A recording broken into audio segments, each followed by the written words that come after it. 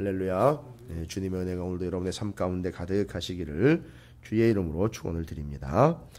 이제 마태복음 5장이 이제 정리가 됩니다. 상당히 이제 중요한 부분이라 이번 주일날, 주일날 통성경학교 우리 교회에서 오후 예배 후에 모이는 시간에 마태복음 5장은 앞부분 창세기 1장부터 11장까지 함께 말씀 나눌 때 다시 한번 좀 소상하게 좀 나눠보도록 하겠습니다. 그래서 상당히 중요한 시간이 될 것 같습니다.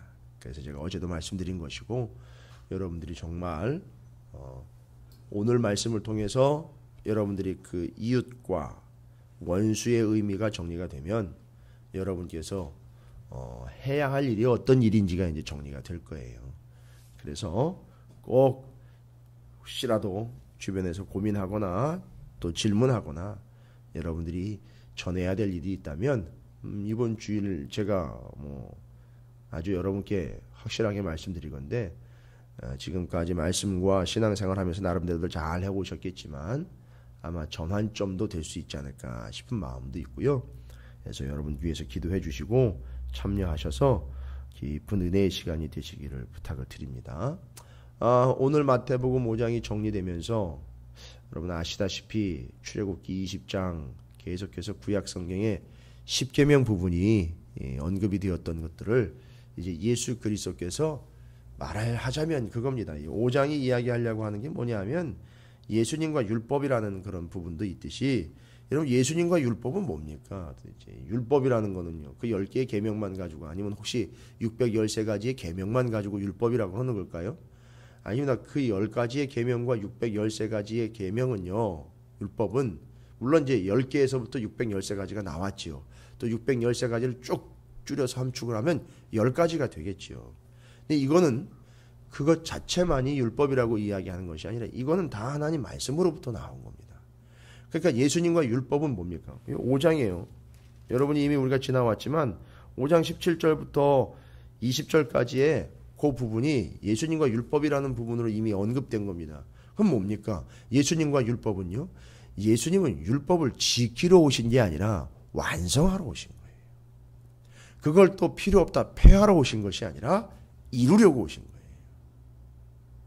그러면요. 우리는 어떤 입장입니까? 율법이 그냥 단순히 뭘 해라 말아라를 지켜야 되느냐 말아야 되느냐를 따져서 이건 해야 되고 이건 말아야 되는 걸 여러분 우리 그렇게 하지 않지 않습니까? 하나님 말씀을 받는데 요건 내가 받을 만한 거고 요건 내가 힘들어 이래서 갈라내듯이 걸러내는 게 아니지 않습니까? 이거 그냥 우리가 통째로 받는 겁니다. 그래서 이 통째로 받기 때문에 통독하는 거고 그래서 온전히 이걸 다 우리가 받았을 때에 우리는요 오늘도 본문의 마태복음 5장이 끝나면서 참 부담스러운 명령이 하나 떨어집니다. 맨 마지막 명령입니다. 48절. 너희도 온전하라 라는 거예요. 이거는 너 똑바로 해야 돼. 이거보다 더 치명적이고요. 더 부담스러운 말씀이에요. 온전하라. 기준이 뭘까요? 예수님이요. 예수님처럼 그 정도로 온전해야 된다는 겁니다. 그러니까 뭘 지킨다 뭘 어떻게 한다 그럴 때 여러분 생각해 보십시오. 하나님 적당히 해. 상황에 맞게끔 적당히 해도 돼가 아니라 오늘 명령대로 온전히 하려는 거예요. 온전히. 누구처럼요? 예수님처럼요. 예수님만큼 온전한 수준에 가야 된다는 거예요. 이건 엄청난 부담입니다. 그래 10계명 말고도 613가지 계명에다가 하나님 주신 말씀들 이런 거에 대해서 우리가 온전해야 된다는 얘기인데 이건 보통 부담이 아닙니다. 근데요. 하나님은 그걸 원하셔요. 그걸 아예 명령하셨어요. 온전하라고요. 여러분 온전하시길 바랍니다. 이게 또 그것도 부담인데 아니라 또 더 온전하시라 그러면 또 더 부담일 텐데 이제 우리는 이렇게 받아들일 수밖에 없어요. 왜요? 우리가 원래는 온전하지가 않거든요. 그러니까 온전하라 말씀하시면 이건 엄청난 부담인 거예요. 그런데 온전하게 하는 법을 주셨어요. 우리를 온전하게로 세우신 게 아니라 온전하게 하는 법을 주셨습니다. 지금 우리가 마태복음 5장을 지금까지 말씀을 계속 좀 더 깊이 있게 묵상해 왔던 내용들 있지 않습니까? 그거예요. 그렇게 온전하게 하는 겁니다. 바로 답은 어디에 있느냐면 예수 그리스도께 있어요. 그러니까 그러니까 예수 그리스도가 아니면 온전하게 할 수 없습니다. 왜죠? 율법 곧 하나님의 말씀을 예수님은 완성하러 오셨기 때문에 우리가 할 수 있는 게 아니고 예수님이 하시는 거예요. 그러면 우리는 율법과의 관계를 이야기하는 게 아니라 예수님과의 관계를 제대로 파악을 해야 되는 거죠. 그러니까 우리는 바로 그 말씀으로 오신 예수 그리스도를 온전하게 붙잡아야지 그게 온전하게 행하는 게 된다는 거예요. 자, 그럼 이제 오늘 말씀이 그걸 정리를 합니다. 십계명, 시내산에서 선포된 십계명, 하나님과의 관계 설명해 주셨고 모세가 선포했습니다. 그런데 산상수훈, 제자들을 불러 하나님 나라의 원칙이라고 이야기할 수 있는 산상수훈에 대해서 예수님이 얘기할 때 제자들 불러놓고요. 옛날에는요 이스라엘 불러놓고, 지금은요 새로운 나라, 하나님 나라의 백성들인 제자들을 불러놓고 산 위에서 예수님이 모세가 십계명 발표한 것처럼 그렇게 다시 십계명을 부모 공경 이후로 이야기합니다. 살인하지 말라, 간음하지 말라, 도둑질하지 말라, 내 이웃의 것을 탐내지 말라. 여러분 보십시오. 네 개입니다. 앞에 거 6개는 이미 설명 끝났고 그건 하나님이 알아서 하시는 거예요. 여러분이 하나님을 온전히 영접하는 것 같죠? 근데 따지고 보자고요. 우리가 진짜 하나님 제대로 영접하고 제대로 믿는 거 맞습니까? 아니거든요. 완벽하지 않습니다. 그런데 성경은요, 하나님은 우리를 온전케 하시는데 어떻게 하셨느냐면 오히려 하나님이 우리를 받아주신 거예요. 이러면 얘기 끝나버리는 거예요. 이러면 온전하게 되는 겁니다. 그렇죠? 그렇습니다. 우리가 하나님을 품는 게 아니라 하나님 우리를 품어버렸기 때문에 그냥 끝나버리는 겁니다. 이게 은혜라는 겁니다. 그게 이제 주님이 우리를 받아주신 거죠. 즉 그래서 지금 나머지 4계명을 예수님이 산상수훈으로 산에서 제자들에게 선포하시죠. 이상하다. 나머지 6개 빼고 왜 4개일까? 이건 이웃들과의 관계죠. 사람들과의 관계죠. 이건 예수님 당신을 이야기하는 거였습니다. 그리고 이건 예수님이 그걸 완성하러 오신 거예요. 예수님께서. 그러니까 이 4가지 계명은 우리가 지킨다 하지만 우리 스스로는 다 지킬 수 없습니다. 좀 더 쉽게 얘기하면 이 뒤에 사람들과의 관계에 있어서 온전히 지키라고 주신 4가지 계명을 온전히 지키는 방법은요, 이건 예수님이 당신에 대해서 이야기한 거니까 이걸 지키는 게 아니라 예수님을 지키면 4가지는 다 지키게 되는 거예요. 요겁니다. 요 원리입니다. 지금 우리가 산상수훈에서 예수님이 말씀하시고 선포하시면서 다시 정리하는 이 4가지 계명. 왜 4가지일까요? 이 세상이 사방이지 않습니까? 그죠? 예, 봄, 여름, 가을, 겨울, 동서남북, 위, 아래, 좌, 우. 이 다 4가지. 이게 뭡니까? 이 세상을 이야기하는 거예요. 그러니까 이 세상을 완성하러 오신 게 예수님인 거예요. 그러니까 우리는 그 예수님을 믿음으로 이 세상에 살아가고 있는 동안에 그걸 온전히 하는 거예요. 그래서 계명 하나하나를 지켰느냐 안 지켰느냐를 따져가지고 4개 다 지키면 온전한 거. 아니요, 그게 아니에요. 이걸 완성하러 오신 예수를 제대로 받아들이고 이걸 완성하러 오신 예수를 제대로 전하는 것, 이걸 완성하러 오신 예수님만 붙잡는 것, 이게 온전한 삶이라는 겁니다. 이게 온전한 거에 대해서 이해하시기 바랍니다. 온전한 거는요, 내가 뭘 어떻게 하나부터 10까지 제대로 한 걸 온전한 거라고 하는 게 아니라 하나부터 10까지 다 꽝이더라도요, 예수님만 온전히 붙잡으면 그 사람은 온전해지는 거라는 거예요. 너무 확 풀어드렸나요? 아닙니다. 바로 그 예수 그리스도를 온전히 붙잡는 게 우리가 온전히 되는 거예요. 그 예수님의 말씀을 온전히 묵상하는 것이 진짜 묵상인 거예요. 이게 온전이라는 말의 의미입니다. 본질이에요. 그렇죠. 한번 이렇게 돌아보십시오. 얼마나 부족합니까? 제가 저를 봐도 정말 부족해요. 정말 부족해요. 저와 관계 맺는 이들을 어떨 때 생각하면 정말 미안할 정도로 제가 부족해요. 그런데 주님은요, 그런 저를 받아주셨어요. 제가 온전해질 수 있어요, 이제는요. 그 사람들과의 관계의 온전함이 아니라요, 주님을 온전히 붙잡을 수 있어요. 그걸 온전하다고 얘기해 주신 거예요. 인정해 주신 거예요, 하나님이. 자, 오늘 이 새벽에요, 뭐는 좀 부족하고 뭐는 좀 덜 떨어졌고 뭐는 좀 아쉬운 듯하고 여러분 이런 거 따지거나 이런 거 꼼꼼히 챙기시는 게 아니라 우리는 이제 우리를 온전케 하신 예수 그리스도를 온전히 붙잡는 것이 우리가 온전하게 되는 것이다라는 사실 여러분이 정확하게 이해하시기 바랍니다. 그래서 새벽 기도를 온전히 한다가 아니라 단 한 번이라도 새벽에 나오면 온전히 주님을 붙잡는 거예요. 온전히 말씀을 붙잡는 겁니다. 이게 온전하게 되는 거지. 한 번도 안 빠진다. 물론 중요해요. 가만히 보면 그런 분들이 다 온전하게 붙잡고 있기 때문에 그렇게 되는 거예요. 예배 한 번도 안 빠진다. 기도 자리 한 번도 안 빠진다. 그걸 온전하다. 그러니까 사람들은 자꾸 그걸 온전한 걸로 보니까 너 몇 번 나왔어? 너 며칠 빠졌어? 너 이거 했어 안 했어? 이렇게 되니까 이게 뭘로 흘러간다고요? 바리새인들처럼 율법주의로 흘러가게 되는 거죠. 은혜는 빠져버리고 했냐 안 했냐만 따지는 거죠. 자, 이제 온전함이 정리가 됐습니다. 우리가 온전하게 되는 건 될 수 없어요, 우리는. 그러나 방법을 주셨습니다. 예수 그리스도. 그래서 우리는 예수 그리스도만 온전히 붙잡으면 됩니다. 이제 이 부담이 이제 내려놨습니다. 자, 그러면 이제 그 네 가지 계명이요. 이웃과의 관계죠. 결국은 뭐예요? 이웃 사랑하라는 얘기 아닙니까? 결론은 다 그렇게 나는 거잖아요. 자, 그러면요. 오늘 43절부터 48절이 그걸 정리를 합니다. 완성을 해내죠.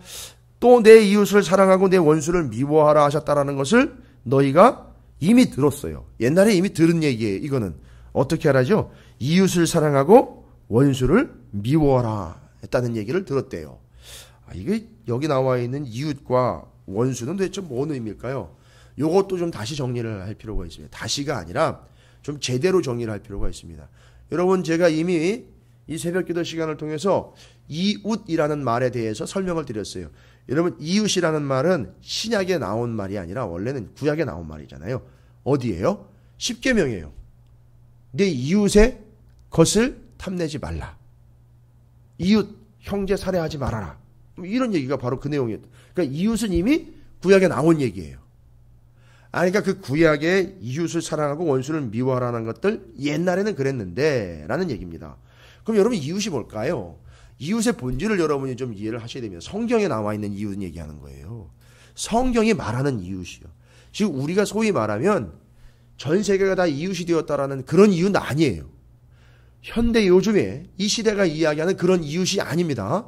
틀렸다는 게 아니라 성경이 말하는 이웃하고 요즘 세상이 말하는 이웃하고는 좀 차이가 있다는 걸 여러분이 아셔야 돼요. 왜요? 언어 자체가 달라요. 그러니까 구약 성경의 그 이웃이라고 표현된 구약 성경 히브리어의 이웃은요, 한번 말씀드렸어요. 레아라는 단어입니다. 레아. 그런데 그게 이제 라라는 단어로부터 왔는데 보니까요, 친구, 벗, 우정을 나눈 사이, 이제 우리가 말하는 이웃. 그런데 더 중요한 게 뭐냐면 요 이웃이라는 레아, 라라는 단어에 속뜻이 있어요. 무슨 뜻이냐면 양을 치는 자, 목자, 양육하는 자라는 뜻을 가지고 있어요. 이웃이요. 그게 이제 신약 성경으로 오면 여러분, 친구가 밤에 와가지고 떡을 달라 그러잖아요. 한참 자고 있는데. 그죠? 그 뭔 얘기입니까? 정말 개념 없는 친구 아닙니까? 그 친구가요, 바로 그 레아예요. 이웃이에요. 그러니까 그 이웃은 그냥 옆집 사람이 아니라 친구를 얘기하는 거예요. 그런데 그 친구는 왜 당당하게 그 저녁에 와가지고 떡을 달라 그럴까요? 그럴만한 거예요. 진짜 친구는요, 누구냐 하면 진짜 이웃은 그 친구, 그 친구의 친구를 양육하고 먹이고 입힐 수 있는 자가 진짜 친구라는 거예요. 그러니까 이 사람이 배고프면은요, 밤중에도 와가지고 두드려서 달라 그러면 주는 게 진짜 친구인 거예요. 왜냐하면 굶기면 안 돼요. 그 사람 배고프게 두면 안 돼요. 그건 이웃이 아니에요. 친구가 아닙니다. 그러니까 그 사람이 배골치 않고 배고라 죽지 않도록 심지어는 그 배고픔 때문에 줄인 배로 돌아다니지 않도록 해줘야 될 의무가 누구한테 있느냐면 친구한테 있는 거예요.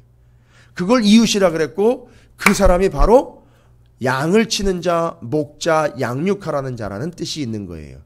그러니까 이 개념을 잘 정리를 하면 진짜 진짜 우리의 이웃이 누군가 한번 생각해 보세요.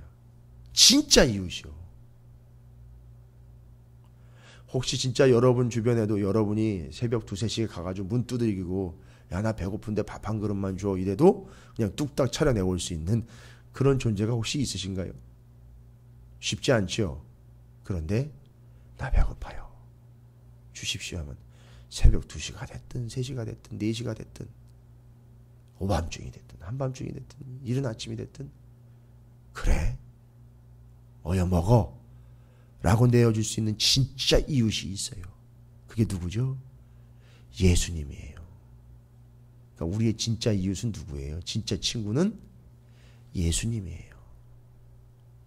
그러니까 여기서 이야기하고 있는 내 이웃을 사랑하고 내 원수를 미워하라 했다는 건 옛날에 그냥 율법의 조항으로 넘어갈 게 아니라 지금 예수님이 산 위에서 그 이웃이 옛날에는 이런 이웃이었는데 내가 다시 이야기하는 그 이웃은 너희에게 그 이웃은 누구라는 거예요? 나야. 이 얘기하는 거예요. 그러니까 선한 사마리아인 비유 여러분 잠깐만 떠올려 보세요. 주일날에도 얘기 드릴 텐데 강도 만난 자를 도와주는 사람이 진짜 이웃이라고 얘기했잖아요.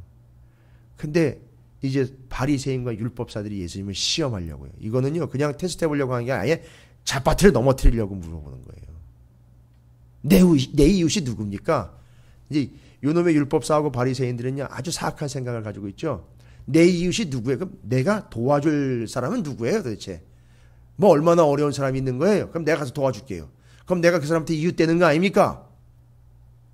그러니까 예수님이 거기다 대고 탁 얘기하는 게 이제 본질이 뭐냐 하면 야 너도 임마 이해가 되십니까? 너도 강도 만난 놈이야. 너도 너한테 내가 이웃으로 온 거라고. 그것처럼 정신 차려. 요런 내용입니다. 그 깊이를 들어가면은요. 그러니까 우리에게 진짜 이웃은 예수 그리스도예요. 그럼 우리에게 원수는요? 나의 감정을 상하게 한 그 사람이요? 내 뺨을 때는 그 사람이요? 그래서 내 감정을 상하게 하고 나를 손에 입힌 사람이 내게 원수가 아니라 잘 보세요. 이건 이웃과 반대되는 개념이잖아요. 그렇죠. 그러니까 그 원수는 누구에게 대적하는 거죠? 나를 대적하는 것 같지만 누구를 대적하는 거죠? 그렇죠. 예수를 대적하는 거예요. 그게 원수인 거예요. 그래서 예수님이 얘기하잖아요. 너희를 핍박할 때 오해하지 말아라. 너를 핍박하는 게 아니라 너를 미워하는 게 아니라 누굴 미워하는 거라는 거죠. 예수님이 나를 미워하는 거라고 얘기했잖아요. 그러니까 네가 나 때문에 미움을 받고 있는 거야. 그러니까 오해하지 마. 너 괜히 그래가지고 네가 감정 상해가지고 진짜 이웃인 내가 그에게 이웃이 되어줘서 그도 구원을 받아야 되는데 그 원수도 구원을 받아야 되는데 혹시 네 감정이 상해가지고 그 원수에게는 복음을 안 전하고 내가 저놈한테는 복음 안 전해. 저놈은 예수 안 믿고 그냥 죽게 내버려야 돼. 옛날에 요나가 니느웨 백성들 왜 기분 나쁘니까 왜 거기 가가지고 복음을 전하라고 해. 그놈은 죽어마땅한 놈들인데 왜 거기다 복음을 전하라고 하냐고. 이런 감정이 있을 수 있거든요. 여러분 보세요. 여기 원수를 사랑하라는 얘기가 그래서요. 내 감정을 상하게 하고 나를 손해보게 만든 그 원수가 아닌 거예요. 진짜 이웃, 진짜 내 친구인 예수를 방해하고 복음을 방해하며 그 복음을 핍박하는 그들이 원수인 거죠. 그러니까 우리는요 어떤 마음으로 그 원수를 사랑할 수밖에 없죠. 아이고 저 불쌍히 어떻게 저거 예수 믿어야 되는데 예수님을 저에게 이웃으로 안겨줘야 되는데 이 마음이 우리에게 생기는 거예요. 그걸 원수를 사랑하는 거라고 얘기를 한 거예요. 그러니까 그 모습이요 이제 정리가 됩니다. 오히려 다시 한번 앞에 본문으로 가보세요. 속옷 달라 그러는 자에게 걷어주는 거잖아요. 속옷 너 율법 지켰어? 라고 막 따지고 덤벼요. 아이고 저거 율법만 저렇게 챙기다간 저 율법에 의해서 지가 정죄를 당할 텐데 어떻게 하나? 의복 입혀줘야죠. 예수를 옷 입다. 예수를 힘입다. 그 표현이 그거 아닙니까? 그래서 예수를 입혀줘야 되잖아요. 아이고 춥지? 예수님이 입어. 그래야 살아. 하고 그에게 겉옷을 입혀주는 거예요. 예수를 입혀주는 예수를 덧입게 해주는 거예요. 그죠? 껴입게 해주는 거예요. 성경에 이런 표현들이 많이 나와 있습니다. 하늘로부터 온 그 하늘의 장막을 우리가 덧입는다 그러잖아요. 덧입혀 주는 거잖아요. 뺨 얘기요. 가장 확실하잖아요. 그죠? 내 오른뺨을 때리게 손등으로는 치고 말았잖아요. 왼손으로요. 안 받아들였다는 얘기죠. 그러니까 어떻게 해야 돼요? 원수를 사랑하는 게 나를 때려서 내가 미움에도 불구하고 억지로 사랑하는 게 아니라 아우 저 불쌍해 저걸 죽으면 돼. 저거 어떻게 예수 믿어야 되는데 하면서 왼뺨 갖다 대주고 오른손으로 똑바로 때려봐. 그래서 네가 예수를 영접해. 이거 되는 거예요. 이러면 이게 원수 사랑이라는 거예요. 오리, 심리 그거 얘기인 거예요. 그러니까 단순히 어려운 사람들 도와주고 구제하는 거 하지 말라는 게 아닙니다. 본질이 뭔지를 알아야 돼요. 그냥 배고픈 거 하나 채워주고 말은 그런 개념이 아닙니다. 반드시 예수를 줘야 되는 거예요. 예수를 밥으로 줘야 되는 거고 예수를 옷으로 줘야 되는 거예요.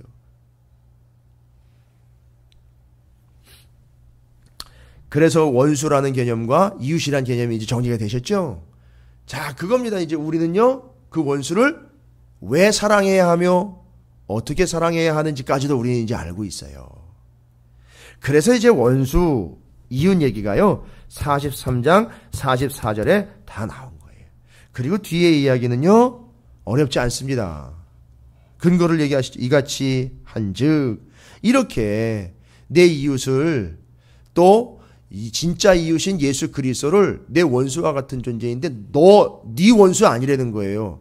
이 중요한 겁니다. 네 원수 아니라는 거예요. 정확히 따지면 누구 원수예요? 예수님의 원수잖아요. 그런데 그를 네가 그 예수의 진정한 이웃으로 만들어 버려라는 얘기 아니에요. 어떻게 해가지고 왼뺨 대려내주고 옷 겉옷 받아가지고 덧입혀 주고 오리 더 가지고 해서 예수를 이웃으로 만나게 해주려는 거잖아요. 이거 정말 대단한 겁니다. 다 나왔습니다. 그러면서 이제 45 이같이 한즉 하늘에 계신 너희 아버지의 아들이 되리니. 이제는 이제 우리는요 아예 이제 자녀가 돼 버리는 거예요. 그래서 그들이 이웃이었는데 주님과 함께 하나님 안에서 다 뭐가 되는 거죠? 자녀가 되는 거예요. 이제는. 이는 하나님이 그 해를 보십시오. 왜 그들을 끝까지 원수들인데도 불구하고 예수님을 핍박하고 예수 믿는 나를 괴롭히는데도 왜 그들에게 뺨 돌려대줘야 되고 겉옷 입혀줘야 되느냐 하면 이건 이유예요. 하나님 아버지는요 해를 나쁜 놈 너는 해 받지 마. 나눠놓질 않았다는 거예요. 거기 나와 있죠. 45절에 하나님이 그 해를 악인과 선인에게 비추시며 비를 의로운 자와 불의한 자에게 똑같이 내려주셨다는 거예요. 그러니까 하나님은 지금 그들도 다 생각하고 계시는 거잖아요. 비록 그들이 예수의 원수가 됐지만 우리가 그들에게 뺨을 내주고 오리를 더 가지고 그 다음에 예수라는 옷을 입혀줌으로 그것이 곧 그들에게 예수를 받아들일 수 있는 이웃으로서 진짜 예수를 받아들일 수 있는 통로로 우리는 사용되는 거예요. 하나님은 그래서 그 마음을 어떻게 하셨다고요? 해를 동일하게 비춰줬고 비를 동일하게 내려준 거예요. 그러니까 해 같이 받고 비 같이 맞는 사람이라면 다 그들이 원수 같은 짓을 해도요 어떻게 해줘야 돼요? 예수님을 그들의 이웃으로 소개해줘야 돼요. 우리는요. 이렇게 하는 게 뭐라는 거죠? 온전하게 하는 거라는 거예요. 여기 48절이에요. 여러분 나를 완벽하게 하는 게 온전한 게 아니고요. 예수를 온전하게 내가 붙잡은 것처럼 이제 정리됐죠. 내가 온전하게 예수를 붙잡은 걸 내가 온전하게 되는 것처럼 저 사람들도 온전하게 해줘야 되죠. 그 사람들도 예수를 온전히 붙잡도록 해주는 것. 내가 온전히 붙잡고 저들이 예수를 진짜 이웃으로 온전하게 붙잡는 것. 그것이 온전하게 되는 거예요. 그게 지금 온전하라라는 말의 본질적인 의미입니다. 여러분 오늘 한날의 삶이 이런 의미에서 여러분 온전한 삶이 되시기를 주님의 이름으로 축원을 드립니다. 뭐가 하나 빠졌네, 뭐가 부족하네 해서 부족하고 온전함이 나온 게 아니라 예수를 온전히 붙잡은 여러분이 정말 진짜 이웃으로 받아들여야 될 저들이 온전하게 예수를 받아들일수록 해주는 그것이 정말 온전한 개념이라는 사실 잊지 마시고 한번 오늘은요 그냥 장난이 아니에요. 그냥 마음 가운데 정말 오리 더 가주는 것처럼 내가 하고 있는 일에서 오리를 더 해주는 거예요. 어떻게 이렇게 내가 예수님 은혜 생각하다 보면 이거보다 더한 것도 할 수 있습니다. 한마디 툭 던져주는 거죠. 이렇게 여러분의 삶에 예수를 온전히 드러내시는 예수님의 진짜 이웃이요 하나님의 진짜 자녀가 여러분이 되시기를 주님의 이름으로 축원을 드립니다.